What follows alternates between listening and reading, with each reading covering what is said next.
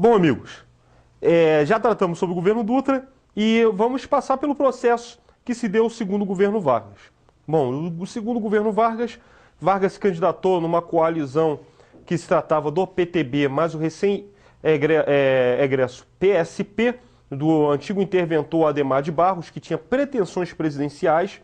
E o trato que foi feito foi que Getúlio seria candidato a presidente, colocando um vice do PSP, que seria o Café Filho, mas em contrapartida, o Getúlio Vargas teria o comprometimento nas eleições de 55 de apoiar Adhemar de Barros para presidente. Bom, dentro dessas articulações, a UDN tenta colocar novamente o brigadeiro Eduardo Gomes e você tem a tentativa do PSD de colocar o Cristiano Machado. Só que dentro desse processo você tem o legado de Vargas com as conquistas voltadas às massas trabalhadoras, com a criação da CLT, da Justiça do Trabalho, do direito eleitoral, enfim, de uma gama de conquistas advindas que não existiam na Primeira República. E com esse capital de conquistas, Vargas se utiliza-se na campanha presidencial no intuito de continuar esse processo, e a UDN, percebendo isso, ela tenta satanizar o tempo todo o Getúlio Vargas. O PSD, percebendo que Cristiano Machado não era um candidato tão palatável, começa a cristianizar esse candidato, no intuito de esvaziá-lo e começar a apoiar Getúlio Vargas. Conclusão dessa história, Vargas vence a eleição com 48,7% dos votos e a UDN tenta contestar junto ao TSE com a tese da maioria absoluta. O que é essa maioria absoluta? 50% mais um voto, a pessoa está devidamente eleita. Só que o TSE, mesmo com todas essas pressões, homologa a posse de Vargas. Vale também atentar, inclusive sobre a UDN, que eu havia esquecido de falar no vídeo anterior, que a UDN, além da esquerda democrática, que virou mais tarde o PSB, ela tinha três correntes.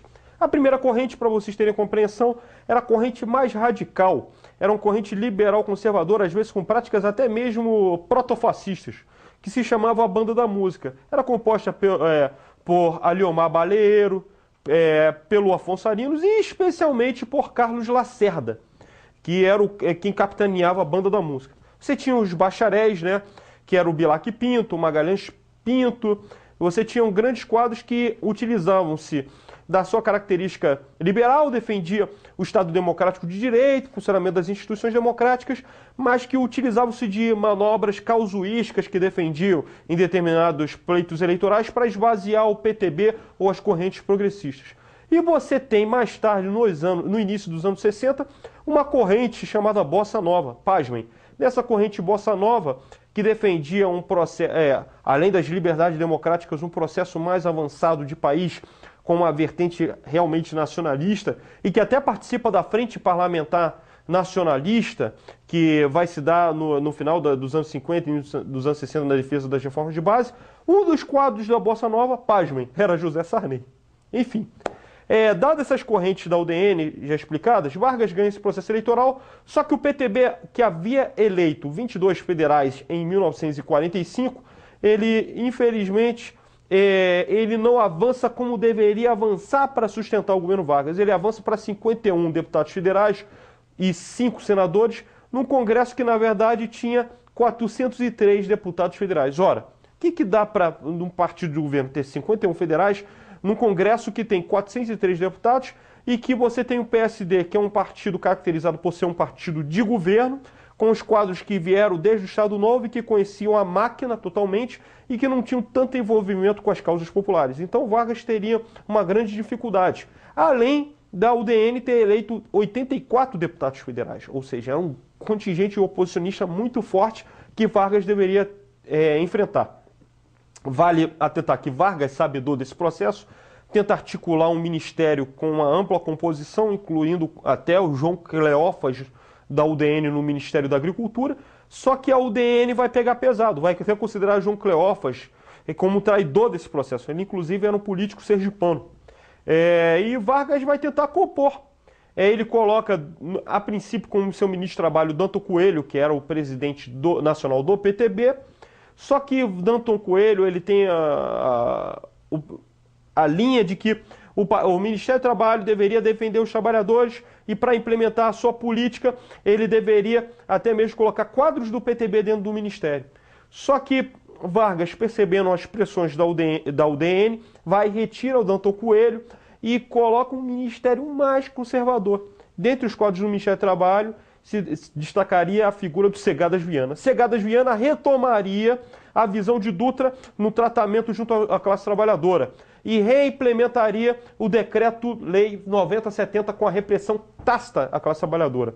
Somando-se à oposição à União Democrática Nacional, feita a Getúlio, com os pactoides criados por Carlos Lacerda, utilizando-se do Jornal da Tribuna da Imprensa e demais setores da mídia e da oposição conservadora da ala militar ligada à Cruzada Democrática, que era uma corrente do clube militar de direita, em oposição à corrente nacionalista, você tem uma série de oposições à esquerda. Por quê? Se você tem um ministro do Trabalho que reprime greves, que reprime a classe trabalhadora e ainda começa a colocar atestado de ideologia para coibir as lideranças mais combativas, a classe trabalhadora vai começar a reagir. E aí você tem a greve dos marinheiros, você tem em São Paulo a greve dos 300 mil, já em 1953, e Vargas começando a perceber que seu governo já estava começando a sofrer erosão, não tinha tanto escopo popular, embora já tivesse o apoio popular e dos movimentos sociais com a campanha Petróleo é Nosso, que teve o apoio da UNE, destacado,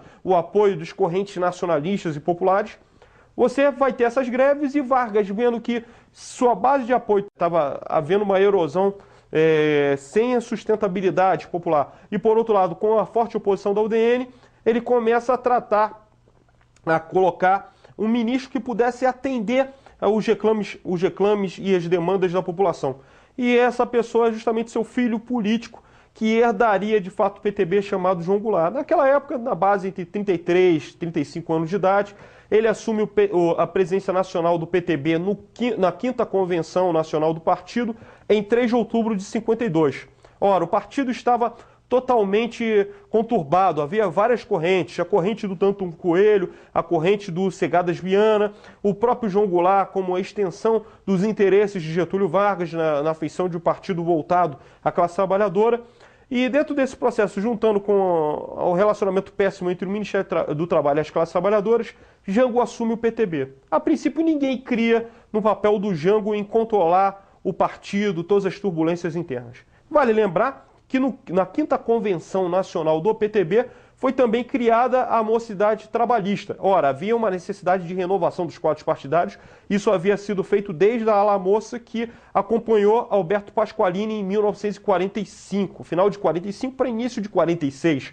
Então, nesse processo, Jango assume o Ministério do Trabalho e, ao mesmo tempo, a presidência nacional do PTB, e há um reatamento na relação entre os trabalhistas e os comunistas, que eram a grande base do movimento sindical. Vale atentar também que o PCB, dentro do Manifesto de Agosto de 1950, tratava-se da ruptura total que eles tinham até de 45 a 47, que eles criam na possibilidade de lutar pela democracia, pelo direito democrático, do povo participar desse processo democrático, e eles retrocediam, eles defendiam uma revolução nacionalista, uma revolução libertadora, contestando qualquer pontuação de aliança com qualquer governo vigente. E considerava o governo Vargas como governo associado aos interesses do imperialismo norte-americano.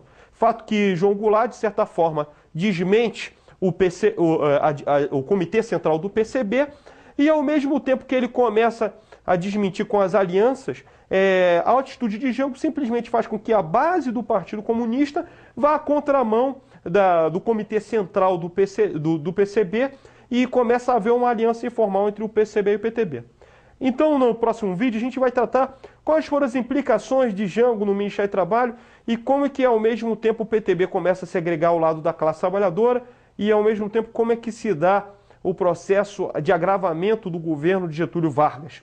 Enfim, são as demandas que, a partir da próxima aula, a gente vai tratar com mais especificidade, dada a riqueza conjuntural desse período.